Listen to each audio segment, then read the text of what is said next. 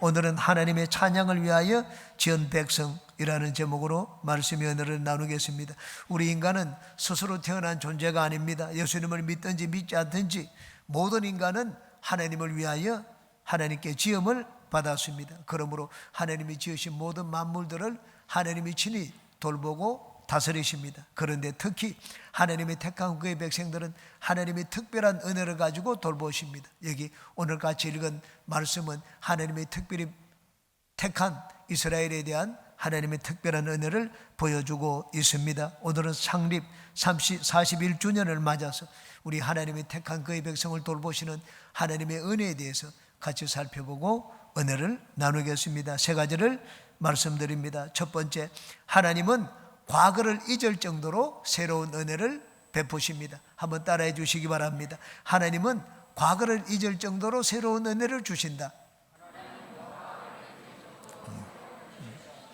세상 사람들 가운데는 과거에 안주하며 사는 사람들도 많습니다. 과거가 좋았는데 지금은 경기가 나쁘다, 그렇게 말하는 사람들이 많습니다. 이스라엘 백성들도 광야에서 생활할 때 그렇게 얘기를 했습니다. 그때가 좋았는데, 그때는 고센 땅에 있을 때는 거기 고기가 많았는데 차라리 애굽의 고기 가마 곁에서 죽는 것이 나았겠다, 그렇게 말하는 자들이 많았습니다. 왜 그런 말을 했습니까? 하나님이 그들을 위하여 마련해 놓으신 아름다운 것들을 보지 못해서 그랬습니다. 눈앞에 있는 것만 보고 조금 어렵다고 해서 자꾸 과거에 좋았던 때만 생각을 했습니다. 바벨론 포로 생활을 하면서 출애굽때를 회상하는 이스라엘에게 하나님이 말씀을 하셨습니다. 과거에는 홍해를 갈랐는데 하나님이 그때가 좋았는데 출애굽 때 그 하나님은 어디 계시는가, 그런 말을 하는 이스라엘에게 너희들은 그런 말을 하지 말라, 그렇게 말씀을 했습니다. 장차 너희가 이전에 보지 못했던 하나님의 큰 일을 볼 것이라고 말씀을 했습니다. 18절 19절입니다.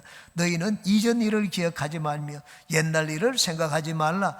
보라, 내가 새 일을 행하리니 이제 나타낼 것이라 하셨습니다. 그러므로 우리는 과거를 바라보며 과거에 안주하며 살아서는 안 됩니다. 미래를 바라보아야 됩니다. 하나님이 나를 위해서 마련해 놓으신 그 큰 은혜를 바라보아야 합니다. 내일에 대한 소망을 가지고 살아야 됩니다. 하나님은 지금까지 우리 교회를 돌봐 주시고 우리를 은혜로 돌봐 주셨습니다. 그런데 앞으로 우리가 받을 하나님의 은혜는 이전에 우리가 처음 했던 은혜와는 비교가 되지 않습니다. 그러므로 과거를 돌아보며 옛날이 좋았는데, 그때가 좋았는데, 이런 말을 하지 말라고 말씀을 하셨습니다. 그러므로 여러분은 내일을 바라보시기 바랍니다. 앞을 바라보고 소망을 가지고 사시기 바랍니다. 우리의 오늘은 어제보다 낫고 내년은 금년보다 낫습니다. 하나님은 과거를 잊을 정도로 새로운 은혜를 주시는 분입니다. 그러므로 우리는 다 예수 그리스도 안에서 새로운 소망을 가지며 사는 우리 모두가 되시기 바랍니다. 하나님은 모든 것을 좋게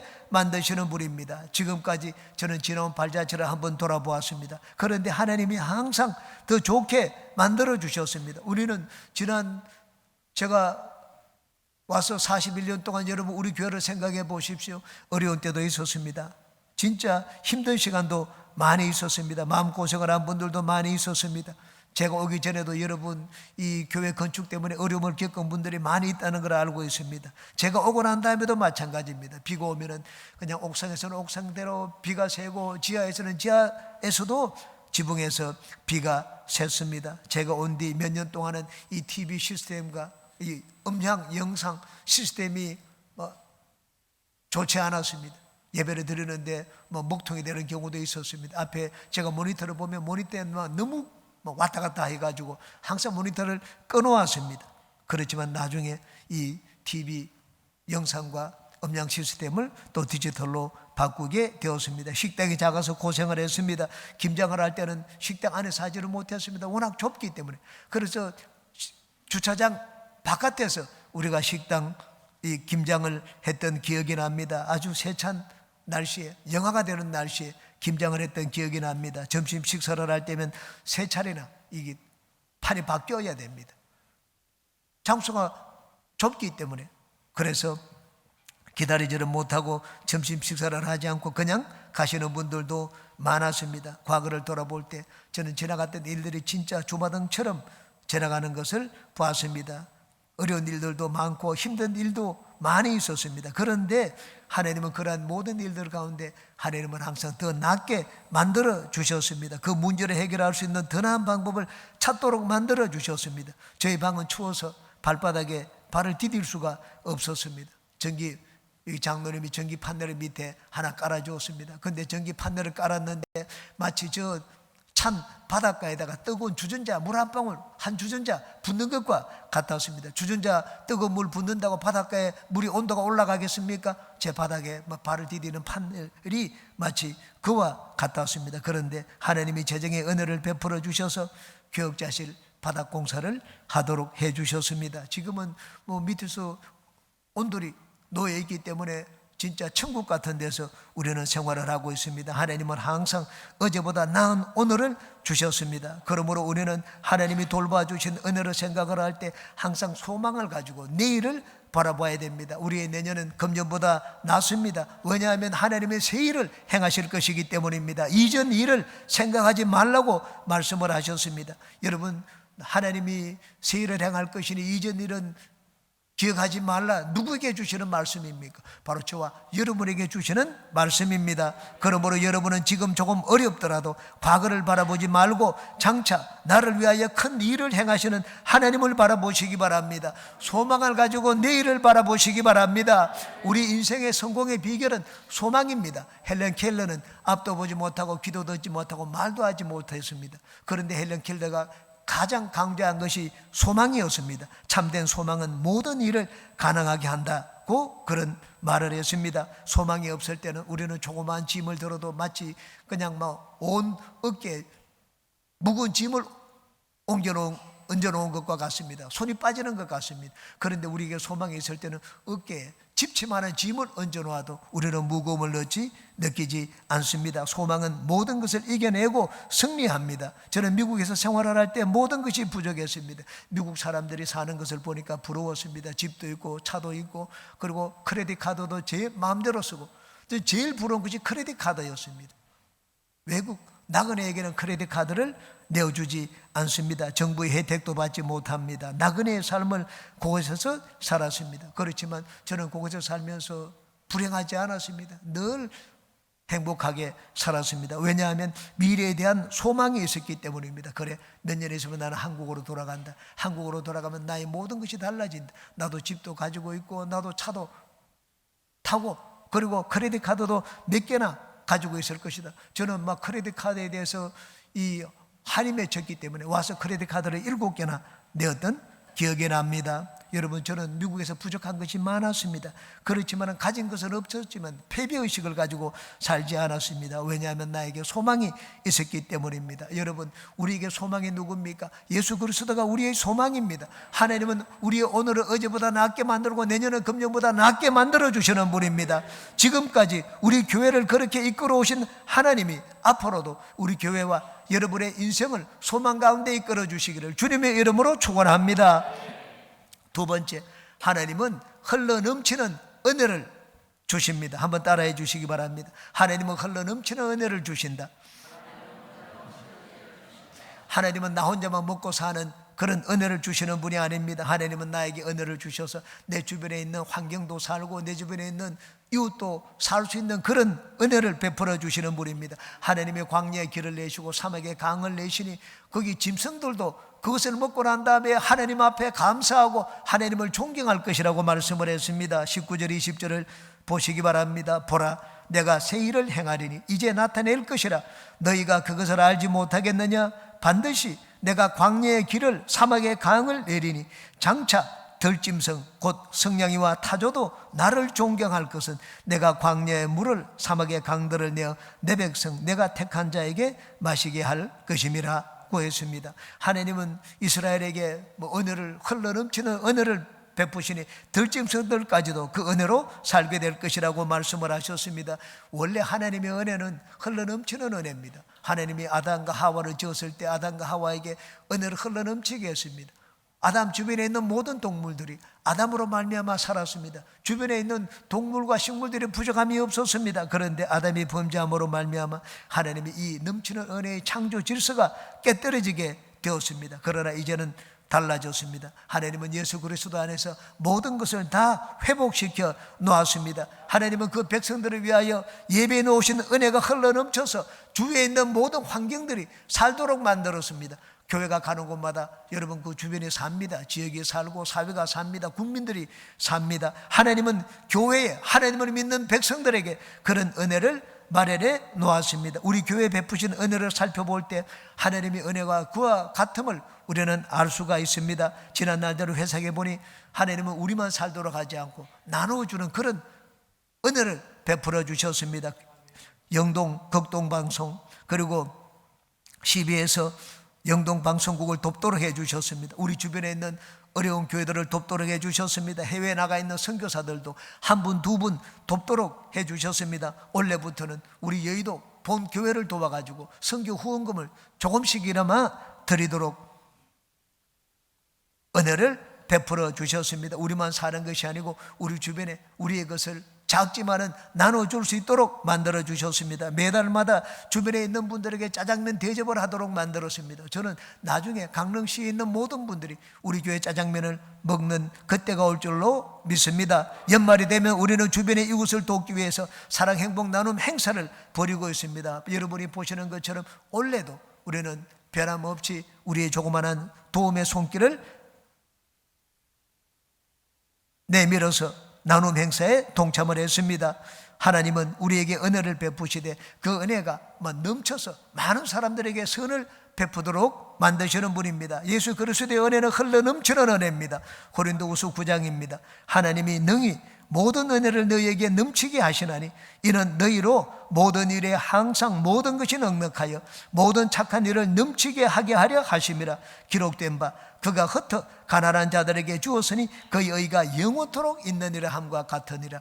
예수님이 우리에게 주신 은혜는 흘러넘치도록 하시는 은혜입니다. 그러므로 여러분은 하나님의 은혜를 기대하고 구할 때 나 혼자 먹여달라고 하지 말고 나눠주는 삶을 살도록 은혜를 구하시는 여러분이 되시기 바랍니다. 하나님은 능히 그렇게 하실 수가 있습니다. 하나님은 째째한 분이 아닙니다. 하나님은 또 모자라는 분도 아닙니다. 하나님은 능히 모든 사람에게 먹을 양식을 나를 통하여 나눠주시는 분입니다. 그러므로 믿음의 입을 크게 벌리시기 바랍니다. 손을 오그리고 있지 말고 손을 내밀고 팔을 내밀어서 여러분 많은 사람에게 나눠주는 여러분 모습을 그리시기 바랍니다. 나눠주는 은혜를 구했으면 여러분이 나눠주는 삶에 앞장서야 됩니다. 내가 하나님의 뜻에 맞는 그런 삶을 실천하겠다는 의지를 하나님께 보여야 됩니다. 현재 여러분의 삶이 여러분의 사는 모습이 장차 하나님께 받을 은혜를 결정합니다. 나는 나눠줄 것이 없습니다. 내 먹기도 어렵습니다. 그런 사람은 하나님께 은혜를 구해도 하나님이 혼자 먹고 사는 은혜를 주십니다. 그러나 하나님 나는 나누는 삶을 살고 싶습니다. 나는 오늘도 콩 한 쪽을 가지고 두 사람이 나누어 먹었습니다. 앞으로도 나는 나누어 먹겠습니다. 그런 태도를 가진 사람에게는 하나님이 나누는 것이 있는 은혜를 베풀어 주십니다. 하나님이 베푸신 은혜는 지금 내가 살고 있는 내 삶의 모습과 태도에 달려 있습니다. 마크 패터슨 목사님이 쓴 무덤에서 나오라는 책이 있습니다. 그 패터슨 목사님이 1996년에 지금부터 30년 전입니다. 1996년에 워싱턴 DC에서 내셔널 커뮤니티 교회를 개척을 했습니다. 그리고 그 교회가 어떻게 성장하게 되었는지를 그 책에서 기록해 놓았습니다. 당시 개척했을 때는 성도가 10명도 되지 않았습니다. 그런데 10명의 성도가 헌금을 했는데 그 첫 번째 헌금이 2,000불밖에 되지 않았습니다. 200만 원밖에 되지 않았습니다. 그런데 이들이 결정을 했습니다. 우리가 이 조그만한 돈을 우리가 가지고 있으면 500이어를 우리가 가지고 있으면 영원히 500이어로 남는다. 그렇지만 이 500이어를 예수님의 손에 올려놓으면 많은 사람들을 먹일 수가 있다. 그래서 작지만 선교 헌금을 하기로 결심을 했습니다. 그래서 수표를 썼습니다. 첫 번째 선교 헌금을 위하여 작정한 금액이 50불이었습니다. 5만 원이었습니다. 5만 원 수표를 써서 선교 헌금을 했습니다. 그런데 그 다음 달에 재정이 2,000불, 재정이 6,000불로 늘어났습니다. 20년이 지났습니다. 20년이 지난 다음에는 180만 달러를 선교 헌금으로 보낸다고 하는 글을 읽어보았습니다. 2억이 넘는 금액입니다. 하나님이 우리가 나누겠다고 말을 하자 하나님은 그 교회에 나누는 곳이 있는 그런 은혜를 베풀어 주셨습니다. 목사님이 교회를 운영하는 핵심적인 신념을 이렇게 기록해 놓았습니다. 하나님은 우리가 선교하는 만큼 그리고 우리 도시에 가난한 사람들을 돕는 만큼 축복해 주십니다. 하나님이 우리에게 어떤 은혜, 얼마만큼의 은혜를 베풀어 주십니까? 그것은 우리 학에 달려있다는 말입니다. 내가 나누는 삶을 살기로 결심을 하고 나누는 그런 삶을 살면 하나님은 나에게 은혜를 베푸시되 많은 사람에게 나눌 수 있는 그런 은혜를 베풀어 주십니다. 우리는 우리 교회를 통하여 그것을 보았습니다. 제가 처음 왔을 때보다 지금은 많이 나아졌습니다. 제가 처음 왔을 때 이분이 개척했을 때 헌금이 2,000불이라고 했는데 제가 우리 교회 왔을 때 헌금이 그 정도가 되었습니다. 지난 시간들을 돌아보면서 우리는 하나님이 이 나누는 흘러넘치는 은혜를 베풀어 주셨구나 하는 것을 느낍니다. 여러분 앞으로 우리 교회가 계속 그런 교회가 되기를 바랍니다. 여러분의 인생이 그런 인생이 되시기를 주님의 이름으로 축원합니다. 세 번째, 하나님은 당신의 영광을 위하여 은혜를 베풀어 주십니다. 한번 따라 하시기 바랍니다. 하나님은 하나님의 영광을 위하여 은혜를 베푸신다. 21절을 보시기 바랍니다. 이 백성은 내가 나를 위하여 지었나니 나를 찬송하게 하려 함이니라고 했습니다. 내가 존재하는 목적과 이유가 어디 있습니까? 하나님입니다. 나를 위해서 내가 존재하는 것이 아니고 하나님을 위하여 나는 지음을 받고 또 이 땅에 존재한다는 말입니다. 우리가 지음받은 목적은 하나님입니다. 그러므로 우리는 하나님을 인정하고 하나님을 높이고 하나님을 자랑하고 하나님을 찬송해야 됩니다. 하나님 제일주의로 살아야 됩니다. 무엇보다도 하나님을 예배하는데 우리는 하나님을 높여야 됩니다. 예배의 의미가 무엇입니까? 예배는 하나님을 하나님으로 인정하고 하나님을 높이는 것입니다. 여러분, 내가 눈이 있다고 봅니까? 하나님이 빛을 만들어 놓지 않았으면 캄캄하면 아무것도 보이지 않습니다. 하나님이 먼저 빛을 만들어 놓고 내 눈을 만들었습니다. 귀가 있으면 들을 수가 있습니까? 하나님이 공기를 만들어 놓았습니다. 공기를 만들어 놓았기 때문에 공기의 진동으로 우리는 소리를 들을 수가 있습니다. 하나님은 나를 만드시기 전에 내가 살 수 있도록 모든 것을 다 만들어 놓았습니다. 이만큼 하나님 앞에 이 하나님만큼 감사한 분이 어디 있습니까? 내가 하나님을 알기도 전에, 내가 구하기도 전에 내 인생에 필요한 것을 하나님이 다 마련해 놓았습니다. 이 좋으신 하나님을 인정하고 감사하고 찬양하고 높이는 것이 예배. 그러므로 여러분은 예배를 드릴 때 여러분이 가진 모든 것을 다하여 하나님을 높이시기 바랍니다. 시간을 들여서 하나님을 높이고 물질을 들여서 하나님을 높이고 감사하고 그리고 여러분의 마음을 다하여 여러분의 삶을 들여서 하나님을 높이시는 여러분 되시기 바랍니다. 하나님이 우리에게 가장 강력하게 나타나시는 때가 어디입니까? 집입니까? 잠잘 때입니까? 직장입니까? 그렇지 않습니다. 예배입니다. 예배의 장소에 예배시 하나님은 우리에게 나타나십니다. 여러분 병고침을 받은 때가 어느 때였습니까? 예배 때가 아닙니까? 우리 인생에 대한 꿈과 소망을 가진 때가 어디였습니까? 예배 하나님 말씀을 들을 때가 아니었습니까? 하나님은 우리 교회는 다른 교회보다 예배가 많습니다. 주일 낮 예배도 있고 저녁 예배도 있습니다. 수요 예배도 한 번만 있지 않고 일부 예배도 있고 저녁 예배도 있습니다. 철야 예배도 있고 새벽 예배도 있습니다. 왜 예배가 많습니까? 하나님께 우리가 인생을 살아가는 그 힘과 능력을 얻기 위해서 우리는 하나님 앞에 예배를 드리는 것입니다. 예배에 대해서 예배 때 하나님께 받은 은혜에 대해서 말하자면 아마 끝이 없을 것입니다. 며칠 전에도 저는 우리 집사님 한 분에게 이 메시지가 온 것을 봤습니다. 꼬리뼈가 금이 갔는데 그리고 다리가 기부술을 해서 이 기부술을 해가지고 다니는데 그것이 다 나았다. 예배를 드리고 난 다음에 다 나았다고 하는 그 말씀을 들었습니다. 지난 금요 철야 때는 우리 장은영 목사님이 손가락을 하나님이 고쳐주셨습니다. 손가락이 굽어지지 않았습니다. 많은 사람들의 것을 보았습니다. 아파가지고. 그런데 저보다 더 잘 구부러지더라고요. 저보다 젊으니까. 우리는 하나님의 영광을 노래하고 찬양하도록 지음을 받은 도구입니다. 그러므로 우리는 내가 할 수 있는 모든 것을 다하여 하나님을 인정하고 높이고 찬양하고 감사하는 우리 모든 분들이 되시기를 바랍니다. 또한 우리는 세상에 살면서도 하나님을 예배해야 됩니다. 하나님은 우리가 하나님을 예배하는 법을 두 가지를 보여주셨습니다. 하나는 성막을 지어가지고 짐승을 잡아 제사를 통하여 하나님을 예배하는 것이고 두 번째는 삶을 통하여 하나님을 예배하는 것입니다. 모세에게 두 돌판을 주었습니다. 내가 말씀을 줄 테니까 너희들이 세상에 나가서 살 때 이 말씀을 가지고 살라고 했습니다. 그러므로 도둑질하지 말라고 했기 때문에 우리가 정직하게 살면 그것이 우리의 삶으로 하나님 앞에 아멘을 말하는 것입니다. 거짓말하지 말라고 했으니 진실하게 사는 것이 우리의 삶으로 하나님 앞에 아멘을 하는 것입니다. 살인하지 말라고 했습니다. 내가 형제를 미워하지 않고 이웃을 미워하지 않고 이웃을 시기하지 않고 이웃을 위하여 기도해주며 사는 것이 바로 하나님의 말씀에 순종하며 아멘하며 사는 삶입니다. 하나님은 우리가 삶으로 하나님 앞에 영광을 드리기를 원합니다. 우리가 제의적인 예배뿐만이 아닙니다. 우리 나가서 삶으로 내가 기독교인이다. 기독교인이면 하나님 앞에 영광을 드려야 됩니다. 마태복음 5장입니다. 이같이 너희 빛이 사람 앞에 비치게 하여 그들로 너희 착한 행실을 보고 하늘에 계신 너희 아버지께 영광을 돌리게 하라고 했습니다. 많은 사람들이 함께 예배를 드리는데 막 유독 큰 소리로 예배를 드리는 이 유대인이 있었습니다. 그 유대인의 옆집 사는 이웃집 사람이 얘기를 했습니다. 당신은 예배 때 소리를 높이지 말고 빵 덩어리나 크게 팔라.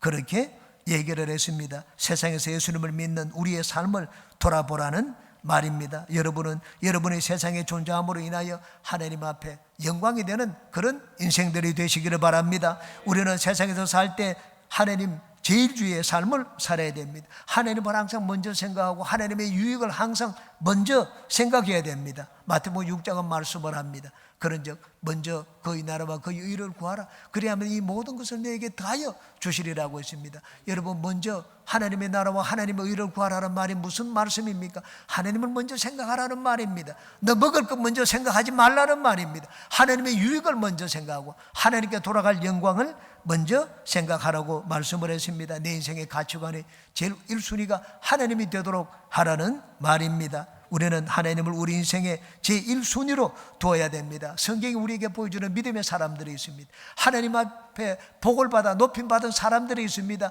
그 사람들은 어떤 사람들입니까? 믿음 다른 것이 아닙니다. 하나님을 최고로 여기는 사람들입니다. 대표적인 자가 다윗입니다. 다윗은 하나님의 이름과 영광을 최고로 여겼습니다. 골리앗과 전쟁을 하는데 이스라엘 백성들이 연패를 했습니다. 전부 나무와 바위 뒤에 숨었습니다. 그때 형들에게 점심 도시락을 갖다 주기 위해서 다윗이 갔습니다. 그런데 이 골리앗이 조롱하는 소리를 듣자 가만히 있을 수가 없었습니다. 내가 나가서 저놈과 싸우겠다. 어느 누구도 목숨을 걸고 골리앗과 싸우겠다고 하는 자가 없었습니다. 그런데 다윗은 달랐습니다. 하나님의 이름을 모독하는 저자, 내가 목숨을 걸고 싸우겠다고 했습니다. 이 다윗이 나가서 골리앗에게 한 말을 들어보시기 바랍니다. 사무엘상 17장입니다.